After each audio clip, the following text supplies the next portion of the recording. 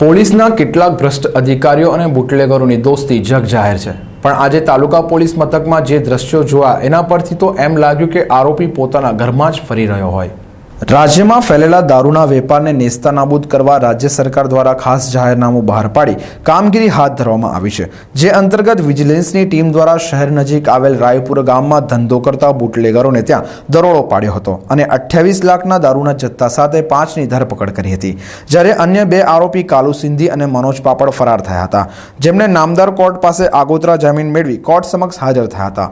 દારૂના ધંધા સાથે જોડાયેલા આ બંને શખ્સની તપાસ માટે 14 દિવસની માંગ સામે 6 દિવસના રિમાન્ડ મંજૂર કરવામાં આવ્યા હતા અને રાબેતા મુજબ કહીએ તો પોલીસ તપાસ ચાલુ હતી। પણ હવે વાત આવે છે તાલુકા પોલીસ અને બુટલેગરોની દોસ્તીની। તાલુકા પોલીસ મથકમાં આ બંને આરોપીઓ પોતાના ઘરમાં ફરતા હોય તેટલી સ્વચ્છતાથી ફરી રહ્યા હતા। જાતે ઊભા થઈને પાણીનો બોટલ લેવો, એક રૂમમાંથી બીજા રૂમમાં જેવી ક્રિયાઓ એટલી સહજ હતી કે અજાણી વ્યક્તિને તો આ બંને પોલીસ મથકના કર્મચારીઓ હોય તેવું જ લાગે। અને આશ્ચર્યની વાત એ છે કે આ બાબતના પોલીસ મથકના અધિકારીને કંઈ અજુગતું લાગતું નથી। દર્શકોની જાણ માટે એક બાબતનો ઉલ્લેખ કરીએ કે જ્યારે વિજિલન્સની રેડ પડી ત્યારે તાલુકા પોલીસ ઊંઘતી ઝડપાઈ હતી। જે વાત ગાંધીનગર ખબર પડે તે તાલુકા પોલીસને ખબર ન પડે એ શક્ય છે ખરું? જ્યાં બારણા જ ખુલ્લા છે ત્યાં ખાડે ડૂચા મારીને ફાયદો શું? સરકારના જાહેરનામાનો અમલ થશે કે પછી માત્ર કાગળનો વાઘ બની ગરજ્યા કરશે?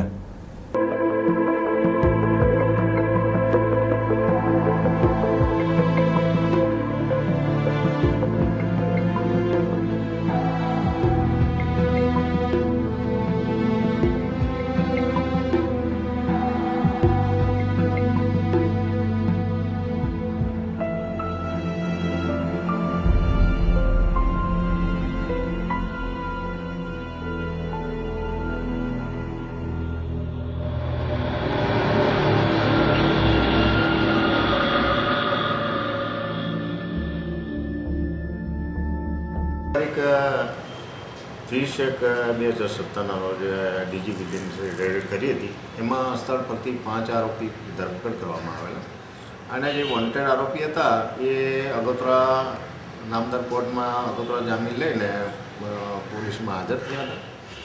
હાજર થયા પછી એમને પૂછપરછ કરીને જામીન મુક્ત કરવામાં આવેલા। ત્યારબાદ પછી એને તારીખ 9 તારીખે એને કોર્ટમાં હાજર રાખવાની નોટિસ આપી હતી ને કોર્ટમાં વોન્ટેડ આરોપી હતા એટલે એમને પોલીસ રિમાન્ડ માંગ્યા છે અને 6 દિવસના રિમાન્ડ આપ્યા છે નામદાર કોર્ટે। 6 દિવસના। આ આરોપી કોણ કોણ છે અને તે કેવી રીતે આજે આખો ગુનો કરતા હતા? આ આરોપી એક કાલુ ઉર્ફે ટોપી સિંધી છે, બીજો છે મનોજ પાપડ કરીને છે। એમની ભૂમિકા એવી છે કે સોનું કરીને કોઈ માણસ છે સુરતનો, પૂરું નામ છે સોનું કરીને, પૂરું નામ નથી મળ્યું છે।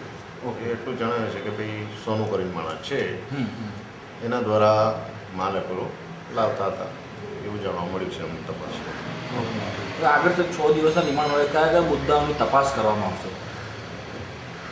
આમાં એ લોકો ક્યાંથી માલ લાવ્યા હતા, કોની પાસેથી લાવ્યા હતા ને એમાં કોઈ બીજો મુખ્ય સૂત્રધાર છે કે કેમ એની તપાસ કરી રહ્યા છે।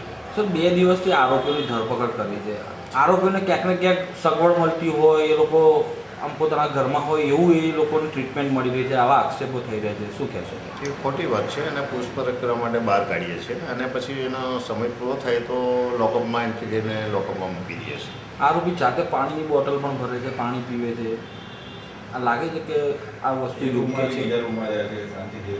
નહીં, એનો પૂછપરછમાં કોઈ બોલાવતો હોય તો જઈ શકે ને, એમાં હું બોલાવું કારણ કે બીજા અધિકારી બોલાવે, માણસો બોલાવે, એમાં અલગ અલગ બધી ટીમો હોય એમાં પૂછપરછ કરવામાં આવે એટલે જઈ શકે છે। પણ આરોપી છે સર, આરોપી છે આપણે।